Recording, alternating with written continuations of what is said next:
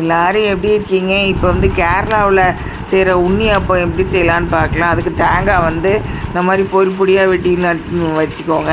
கடாயில் வந்து ஒரு 100 ml எண்ணெய் ஊற்றிட்டு வெல்லம் வந்து கொஞ்சம் தட்டி போட்டு அதை தண்ணியில் போட்டுருங்க. நல்லா கொதி வந்தோடனே சிம்மில் வச்சுட்டு நல்லா தண்ணி கணக்காக கரைஞ்சதுக்கப்புறம் எடுத்து ஃபில்ட்ரு பண்ணி எடுத்துக்கோங்க. இது ஒரு நேரம் ஆச்சு சமையல் தமிழ் சப்ஸ்கிரைப் பண்ணுங்கள். அந்த இதில் வந்து அந்த தேங்காவை போட்டுக்கோங்க. ஒரு கப்பு மெஷரிங் கப்பில் வந்து பச்சரிசி மாவு எடுத்தாச்சு. அதில் கொஞ்சம் கொஞ்சமாக எடுத்து அதில் கலந்து விட்டுக்கோங்க.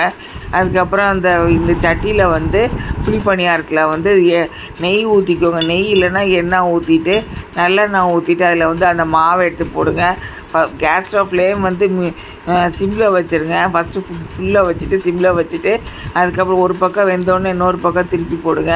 அப்புறம் எடுத்து தனியாக வச்சு குழந்தைங்களுக்கு கொடுங்க. பெரியவங்க உடம்பு நல்லா இருந்தால் சாப்பிடுங்க. நன்றி.